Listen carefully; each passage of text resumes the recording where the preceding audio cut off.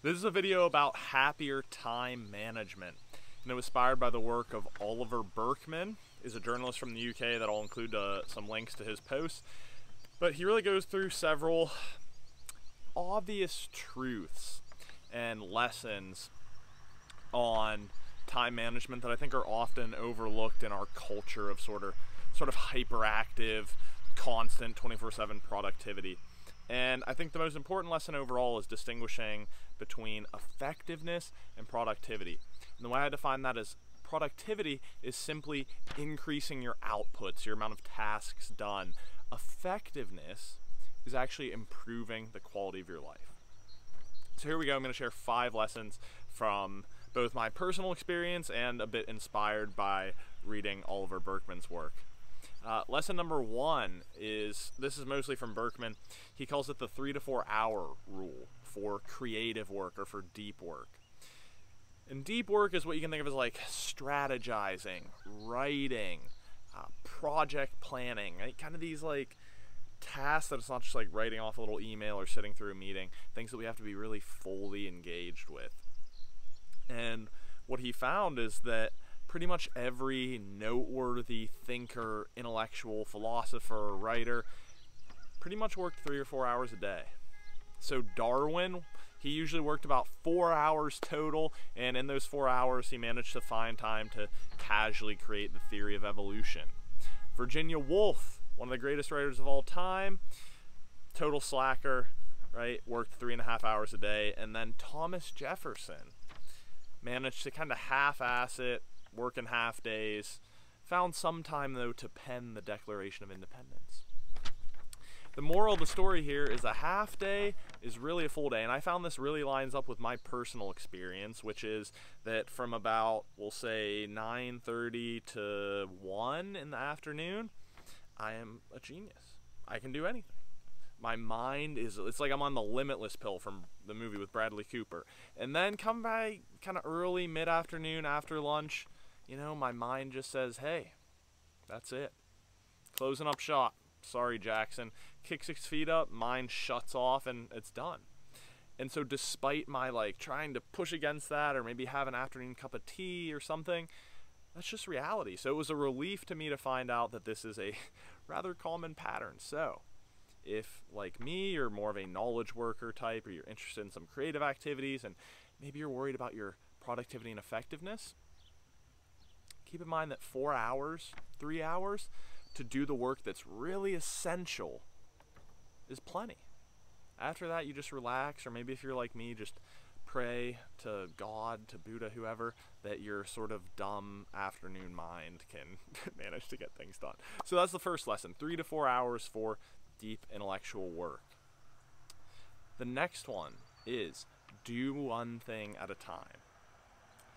And some of you might have heard this, but this is a really useful reminder, and there's a strategy that Oliver shares as well, which is as follows. And it's kind of complicated, right? So it's this very intricate time management optimization system.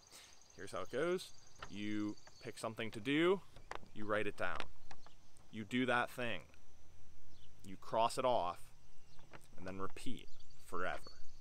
So this isn't exactly the operating system that's going to power the next generation of AI or something like that, but it's really useful for the human mind, which is very stubborn. We often tend to think that we're multitasking, right? We can do all these different things. And what I believe is that if you are a good multitasker, what that really means is you're good at lying to yourself. See, there's no such thing as multitasking. That's what modern cognitive science has found, is that what you're doing at best is really just rapidly, anxiously diverting your attention between the different things you're trying to focus on. So that's not to say that you can't have multiple projects on your radar or different thought streams. It's just saying that at any given moment to actually do work on something and make progress, you have to be focused on that one thing. So that's a useful strategy that you can keep in mind. He also talks about willpower, specifically willpower being a function of your environment. And again, this is some modern kind of cognitive science and psychology. What they found is that willpower is sort of like a reserve that we burn throughout the day. And just as importantly, you can't really increase your storehouse of willpower. So, how do you deal with it? Well, just don't use it. If you don't have to use your willpower, you're not going to run out of it. So that's where you think of an analogy like the willpower used with like dieting or eating healthy. How hard is that to do during the holidays where you're in a house usually surrounded by cookies and sweets and treats? It's pretty hard. But if you're just, I don't know, out in the woods, you're not going to snack. Right? That's the idea of willpower being a product of your environment. When I lived as a Zen monk, 90 days, I was vegetarian, no alcohol, no drugs, no nicotine, no nothing. And probably, 4 out of 5 of those changed within 4 hours of leaving the monastery. It's simply the environment.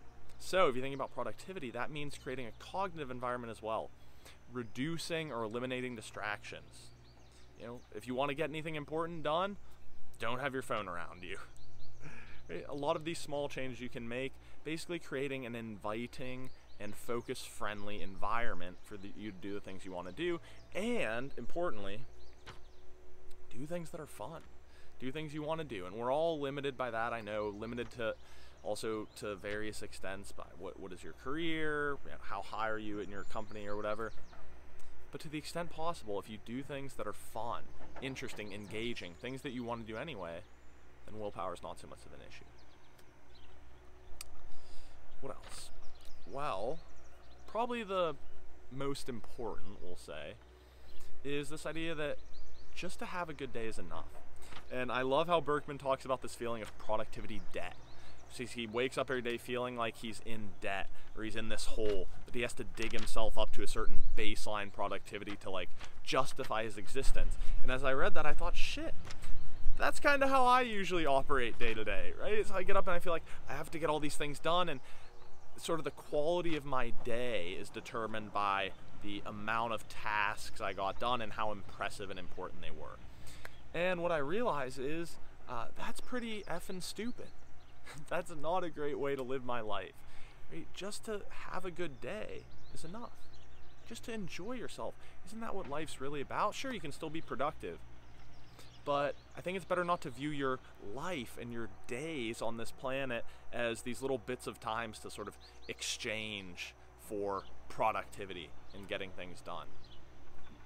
Just to have a nice day, just to enjoy yourself is more than enough. And then this one's sort of a quick bonus that I want to throw in here, but chill with the damn news. So Burkeman, he doesn't quite say stop watching the news. I wouldn't say stop watching the news either, because I don't want to advocate being like ignorant or uninformed or something. But especially with mainstream news, CNN, Fox, totally toxic, right? It's about cultivating outrage and distraction and sucking you into this sort of rabbit hole of disdain and frustration and anxiety and fear. Fear and outrage are the chief commodities of the news. I often call them fear and outrage porn, because those are very addictive cognitive patterns, and that's exactly how they get more viewers. And so what Burkeman points out is kind of like me. He's not saying you have to totally eliminate this. He's saying just be a bit more selective and conscientious and a bit less emotionally invested in this constant stream of news. Sort of step back and invest that emotional energy back into yourself, back into your life, and start to think, how can I maybe take this information I'm seeing that I'm passionate about and use it to make actual change in the world or change in my life. So there you have it. 5 tips for happier productivity, right? You can start with maybe a little less news and a little less distraction, a little more doing and a little more investing in yourself.